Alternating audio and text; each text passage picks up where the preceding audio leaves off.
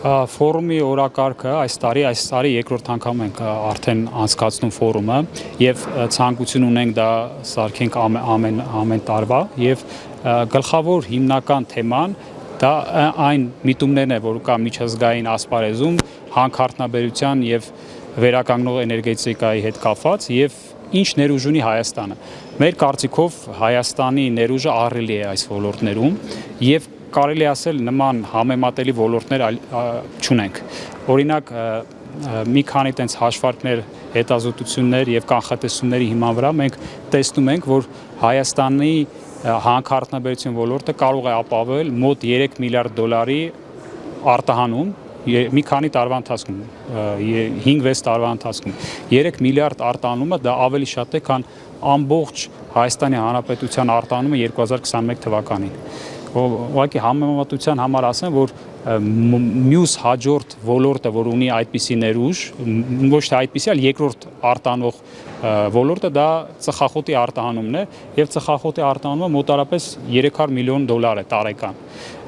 Իսկ հաջորդող արտանող ոնց որ ոլորտները շատ ավելի փոքր են։ Իսկ մենք խոսում ենք 3 միլիարդ արտահանման մասին, այսինքն անհամեմատելի է մեր ոլորտը մնացած ոլորտների հետ, ամենայն հարգանքով իհարկե մնացած ոլորտների նկատմամբ եւ նաեւ տեսնում եք ինչ է հիմա աշխարհում կատարվում, օրինակ նույն ԱՄՆ-ի օրինակով։ ԱՄՆ-ն գերնապատակ է նոր ադմինիստրացիայի, դա իրանց արտահանման այդ արտաքին առևտրի հաշվեկաշիռը բարելավեն։ Այսինքն այն ամեն ինչ որ լսում ենք տարիֆներ եւ այլն, դրա համար արվում, որ իրենց արտաքին առևտրի հաշվեկշիռը բարելավի եւ հիմա օրինակ ԱՄՆ-ն արտահանում է հսկայական քանակով նավթ։ Այսօրվա դրությամբ ԱՄՆ-ն ամենախոշոր նավթ արտանող երկիրն է աշխարհում։ Շատ ավելի մեծ արտահանում ունի, քան օրինակ երկրորդ տեղ եւ երրորդ տեղ գրավող Սաուդյան Արաբիան եւ Ռուսաստանը։ Այսինքն այդ երկիրը ամեն ինչ անում է, այդ թվում արտահանելով հումք, որ իր հաշվեկշիռը բարելավի, որովհետև նրանք հասկանում են, որ դրանով նրանք ունենում են ավելի զարգացած տնտեսություն, ավելի ազատ նաև քաղաքականություն վարելու, տնտեսական քաղաքականություն վարելու առումով եւ նաև մնացած ճյուղերը զարգացնելու առումով։ Այսօրվանից մի քայլ արդեն ընթացքում է, դա Լիդիան Արմենիայի վերաշահագործումն է։ Հուսով ենք, որ մյուս տարի արդեն կունենա այդ կազմակերպությունը արտադրանք եւ արտահանում։ Դա իհարկե մոտավոր 1 միլիարդից մի քիչ ավելի պակաս գումար է լինելու։ 1 միլիարդը արդեն կա, այսօրվա դրությամբ մեր հանքարդյունաբերությունը ունի այդ 1 միլիարդի արտահանման ցուցանիշը եւ մնում է եւս 1 միլիարդ, որը դա նույնպես հնարավոր է գործող հանքերի արտադրողականությունը ավելացնելու հաշվին, այսինքն նույն Զանգեզուրի պղնձամոլիբդենային կոմբինատի արտադրողականությունը, Թեղուտի, Ագարակի եւ մնացած գործող հանքարդյունաբերական ձեռնարկությունների ծավալի ավելացման հաշվին եւ դա մենք տեսնում ենք, որ դա այդ հնարավորությունը կա, այսինքն բիզնեսը պատրաստ է դրան, կարծում եմ այսօր եւ լսեցին, որ կառավարությունն էլ ցանկանում է եւ պատրաստ է դրան, մնում է քրտնաջան աշխատանք տանենք եւ դա կիրականանա։ Կանխատեսումները անում են ոչ միայն մենք, միջազգային բոլոր գործակալությունները անում են կանխատեսումներ, որ օրինակ տենց կամ միջինացված կանխատեսում կա, որ մոտավորապես 11000 է լինելու պղնձի 1 տոննայի գինը 26 թվականին, իսկ 27-28 թվականին նույնիսկ ավելի բարձր գին է սպասվում, որովհետև պահանջարկը գնալով աճում է։ Պղինձը օգտագործում է շատ մեծ քանակով վերականգնող էներգետիկայում, իսկ ամբողջ աշխարհը հիմա գնում է դեպի վերականգնող էներգետիկան եւ հանածո վառելքների հիման վրա արտադրող էներգետիկայից դուրս է գալիս, իսկ վերականգնող էներգետիկան դա ահռելի պղնձի պահանջարկ ունի։ Այսինքն դա մենք տեսնում ենք նաև այս կարճաժամկետ նաև կա մեծ խնդիր, աշխարհի ամենամեծ հանքը Գրասբերգը այսօրվա դրությամբ կանգնած է, պղնձի ամենամեծ Ինդոնեզիայի հանքը, այնտեղ խնդիրներ են եղել տեխնիկական, որի պատճառով մոտ կես տարի պետք է կանգնի, որը նույնպես կարճաժամկետ շատ դրական էֆեկտ է ունեցել գների վրա։ Տեսեք, դուք այդ հարցը կապեցիք գների հետ, բայց այնց ուղղակիորեն պետք չի կապել, որովհետև այդ գործընթացը միշտ մշտական է, այսինքն առանց այդ գործընթացի հանքարդյունաբերող կազմակերպությունը չի կարող աշխատել։ Նույնիսկ ցածր գների դեպքում դա արվում է եւ դա երկարաժամկետ ստրատեգիկ ռազմավարական նշանակություն ունեցող գործողություն է, որը արվում է։ Եվ նույն Զանգեզուրի պղնձամոլիբդենային կոմբինատում այդ գործընթացը շարունակական է եւ դա իհարկե որ գները բարձրանում են, մենք ուրախանում ենք, որտեղ դրա ապահովում է ավելի մեծ շահույթ, ավելի մեծ պետական բյուջեի վճարումներ հարկերի ձևով, բայց դա ուղղակիորեն կապ չունի մեր ներդրումների հետ։ Ցուցակվելը դա մի հատ առանձին թեմա է, կարելի է երկար խոսալ ցուցակվելու մասին, մանավանդ միջազգային բորսաներում, բայց այս պայմանությամբ ԶՊՄԿ-ի մասով կարող եմ ասել, այդպիսի մտադրություն չկա միջազգային բորսաներում ցուցակվելու, կա այդպիսի մտադրություն եւ կառավարության մոտ մի քանի անգամ եւ վարչապետն է հայտարարել, որ ԶՊՄԿ-ն պետք է ցուցակվի Հայաստանում Երևանի բորսայում։ Բայց դա էլ արդեն երկար քննարկելու թեմա եւ գուցե դա կլինի առաջին քայլը հետագայում արդեն փորձել միջազգային բորսաներում ցուցակվել։ Այո, իհարկե ունի միությունը ունի ստորագրված պայմանագրեր այդ ոլորտում գործող հետազոտական կազմակերպությունների հետ, որովհետև կարծում ենք, որ դա ապագան, ինչպես ասում ենք, հանքարդյունաբերություն, իրանք փոխկապակցված են։ Առանց հանքարդյունաբերություն չի կարող լինել վերականգնող էներգետիկա, իսկ առանց վերականգնող էներգետիկայի հանքարդյունաբերություն չի կարող լինի ժամանակակից, այսինքն իրար հետ փոխկապակցված են եւ մենք ամեն ինչ անում ենք այդ ուղղությամբ։ Օրինակ ԶՊՄԿ-ն ունի մեծ ծրագիր արևային էլեկտրոէներգիայով արտադրվող էլեկտրոէներգիա օգտագործել, արևային կայանում արտադրված էլեկտրոէներգիա օգտագործել եւ քանի որ մենք դա ունի մի քանի նպատակ, ոչ միայն բնապահպանական, նաեւ տնտեսական։ Այսօրվա դրությամբ Հայաստանում ամենացածր ինքնարժեք ունեցող էլեկտրոէներգիան դա արևային կայաններում արտադրված էլեկտրոէներգիան է։ Եվ կարծում եմ մոտ 5-10 տարի հետո մենք տեսնենք, որ Հայաստանը ամբողջովին արդեն չի օգտագործի էլեկտրոէներգիայի համար գազ եւ կանցնի արևային, այսինքն գազը կփոխարինվի արևային էլեկտրոէներգիայով։ Ֆորումը շատ ոլորտում նշանակալից իրադարձություն է եւ տարեց տարի ավելի լայն ֆորմատ է ընդգրկում, ավելի լայն շրջանակ է ընդգրկում ոլորտի մասնագետների, ընկերությունների, պետական ներկայացվածություն, հասարակական կազմակերպություններ եւ լավ հարթակ է դարձել ոլորտին առնչվող հուզող հարցերը բարձրացնելու, ձեռքբերումները ամրագրելու, նաեւ խնդիրները հասկանալու եւ փորձել լուծման տարբերակները գտնելու։ Ես շնորհակալ եմ իհարկե կազմակերպիչներին եւ հովանավորներին, որ կազմակերպել են եւ մեզ բոլորիս տվել են նման հնարավորություն ավելի անմիջական, ավելի առարկայական եւ շփվելու եւ փորձելու հասկանալ թե ոլորտը ուր է գնում եւ երկարաժամկետ համագործակցության ուղիներ փնտրելու միմյանց հետ։ Այս տարի մետաղական հանքավայրերի թույլտվություններ չեն եղել, բայց մեր մոտ մենք ֆորումում էլ ելույթի ժամանակ նաև նշեցի, որ երկրաբանական ուսումնասիրությունների նոր հետազոտությունների կարիք ունենք, դրանց այդ ուղղությամբ մենք մեծ աշխատանք ենք իրականացնում, իհարկե ոլորտի մասնակիցների աջակցությամբ եւ այնպիսի նախաձեռներ ենք ստեղծում, որ միջազգային օտարերկրյա կազմակերպությունները ոլորտում հարուստ փորձ ունեցող կազմակերպությունները ներդրումներ իրականացնեն Հայաստանում, հաշվի առնելով նաեւ համաշխարհային շուկայում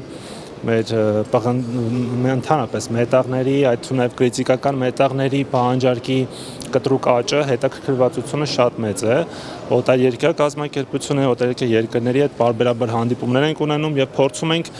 բերել Հայաստան այնպիսի ընկերությունների, որոնք կբերեն իրենց հետ միջազգային լավագույն փորձը եւ Հայաստանի համար կլինեն արդյունավետ ներդրումներ, կստեղծեն նոր աշխատատեղեր եւ պահպանելով բոլոր բնապահպանական նորմերը, սոցիալական նորմերը եւ բոլորի համար կստեղծեն ավելացված արժեք։ Ներկայումս գնահատում ենք, թե ընդհանուր ինչ պաշարներ ունենք, այդ վերլուծությունն է կատարվում, հասկանալու համար, թե մենք առաջիկա տարիների երբ որ մենք հասկանանք, թե ինչ ունենք, ինչ կարողություններ ունենք, կարողանանք նաև ապագա տարիների մեր քաղաքականությունը հարմարեցնենք դրա հետ, համաշխարհային պահանջարկի շուկային համապատասխան, նաև իհարկե ինքը շատ ուղղակի էֆեկտ է ունենում տարածքային զարգացման վրա, հանքերը եւ բնականաբար կարեւոր նշանակություն ունի այդ տեսանկյունից եւ այդ շատ ենք կարեւորում այդ մասով կատարվող աշխատանքը։ Ռազմավարությամբ ունենք դրույթ, որով նախատեսում ենք ստեղծել երկրաբանական ծառայություն, որը պատրաստի կլինի արդեն 27 թվականին։ Այդ մասով գործուն քայլեր ենք անում, համագործակցում ենք այլ երկրների այդ ծառայությունների, երկրաբանական ծառայությունների հետ, ԱՄՆ-ի հետ, ԵՄ-ի հետ համագործակցություն ունենք եւ փորձում ենք այդ մոդելը երկրաբանական ծառայության մեր մոդել ունենանք լավագույն փորձով այո USGS-ի հետ նաեւ Եվ փորձում ենք այդ մոդելը բերել Հայաստան, մեր մոտ ունենալ եւ հենց այդ ուսումնասիրությունների համատեքստում պետությունը ինքը լինելու է պատվիրատու լայնածավալ ռեգիոնալ ուսումնասիրությունների համար դա հնարավորություն կտա նոր հանքավայրերի հետ բերել եւ այդ նոր հանքավայրերը հնարավոր կլինի արդեն առաջարկել նաեւ օտարերկրյա ներդրողներին, որոնք կունենան կանխատեսելիություն, կունենան ներդրումների պաշտպանվածություն, հասկանալով թե որտեղ են ներդրում եւ ինչ կարող են ակնկալել այդ ներդրումներից։ Այո, պետությունը ֆինանսավորել է նաեւ ռեգիոնալ ուսումնասիրություններ, լինելու է պատվիրատու եւ նոր պաշարների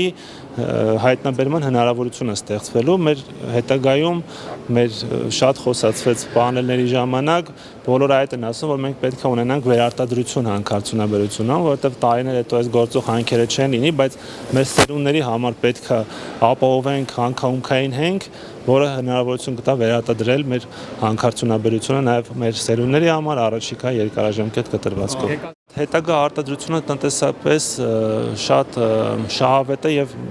լուրջ վերլուծության կարիք ունի, թե ինչ արժեք կստեղծի։ Մենք ռազմավարությամբ ունենք, որ պետք է ստեղծվի պղնձաձուլարան, այդ մասով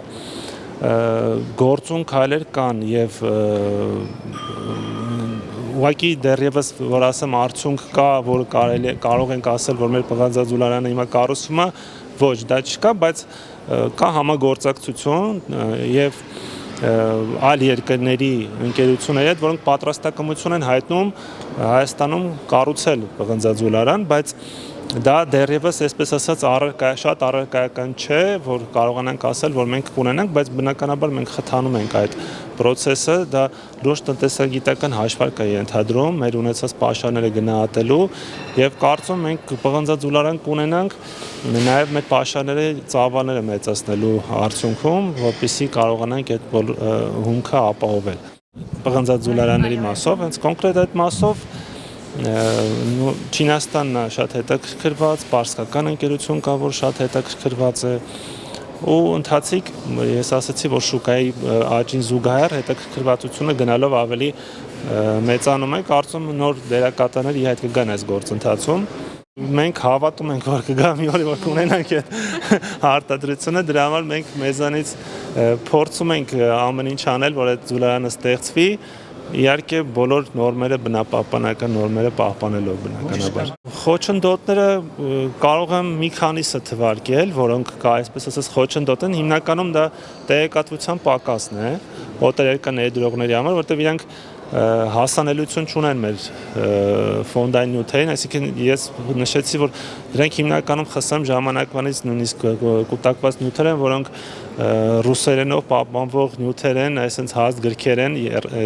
սովետական միության տարիներից, որոնք օտարերկրյա ներդրողին հասանելի չեն։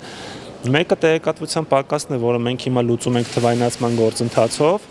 որը նաև օտար լեզվով իրենց հնարավորություն կտանք հասանելիություն ունենալ այդ ողջ ինֆորմացիային եւ պիտանի ինֆորմացիային, այսինքն վերլուծած, համապարփակ վերլուծած ինֆորմացիային եւ կարող ենք դրանով կանանք առաջ շարժվել։ Հակնեք ներդրումները որպես խոչընդոտ կներեք, էլի մի ավելացնեմ նաև դա պաշարների հաշվարկման սխեման է, այո։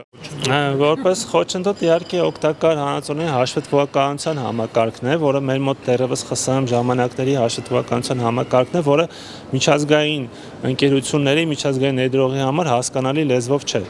Եվ դրա համար Մենք նախաձեռնել ենք նաև միջազգային կոմիտեի անդամակցություն, ստանդարտի կոմիտեի, Կրիսկոյի անդամակցություն, իհարկե հաշվի առնելով նաև մեր ազգային առանձնահատկությունները այդ անդամակցությունը պետք է լինի։ Կրիսկոյի հետ խորհրդատու այս բան չունենք, բայց Կրիսկոյի հետ անմիջապես բանակցություններ են ընթանում, կարծում եմ առաջիկա եկող տարվա ընթացքում դրական արդյունքներ կունենանք այդ մասով։ Մեր միության ասոցիացիայի հետ էլ այդ մասով համատեղ աշխատում ենք, հանքարդյունաբերողների եւ մետալուրգների ասոցիացիայի հետ, իրենք էլ իրենց կարողությունների ուժով աջակցում են այս գործընթացին։ Ունենք ճանապարհային քարտեզ, որով շարժվում ենք առաջ եւ հույսով եմ, որ մյուս տարվա ընթացքում լավ նորություններ։ Մեր ազգային ստանդարտը կարծում եմ, որ ազգային ստանդարտը մյուս տարվա վերջ կունենանք, որը արդեն ոչ մետաղական օգտակար անասունների կապված ընդունվեց օրինագիծը վերջերս, հա, այդ ավազի հանքերին ներսամանագոտում վերահսկողության։ Հիմա փաստացի արդեն կիրարկվում է այդ վերահսկողությունը, թե դեռ ոչ, արդեն պարտավոր են տնտեսվարողները այդ GPS մոդուլները տեղադրել իրենց շարժակազմի վրա, ոչ նախարարությունը, այլ վերահսկող մարմինը վերահսկողություն կատարի։ Դերևս առաջին ընթերցմամբ է ընդունվել օրենքների փաթեթը, այո, երկրորդ ընթերցումից ընդունվելուց հետո կառավարությունը կմշակի կարգ, որը GPS համակարգը ինչպես պետք է կառավարվեն եւ ինչպես պետք է վերահսկողությունը իրականացվի, դրանից հետո մենք բնականաբար արդեն կանցնենք այդ մոդելին վերահսկողության։ Երկրորդ ընթերցումից ընդունվելուց հետո կառավարությունը կարգով միջև, եթե չեմ սխալվում, օգոստոս ամիսն է նախատեսված, բայց կարծում ավելի շուտ կկարողանանք։ Դա կարծեմ, եթե չեմ սխալվում, այդ մասով ներկայումս ուսումնասիրություն է իրականացվում մեր տրանսպորտի բլոկի կողմից միջազգային կառույցների աջակցությամբ եւ այդ վերլուծությունը իրականացվում է ամբողջ հանրապետությունը ծածկելու համար եւ վերջին արդյունքները ունենալուց հետո այդ կշերքները կանդրադառնան, կշերքները կդրվեն արդեն։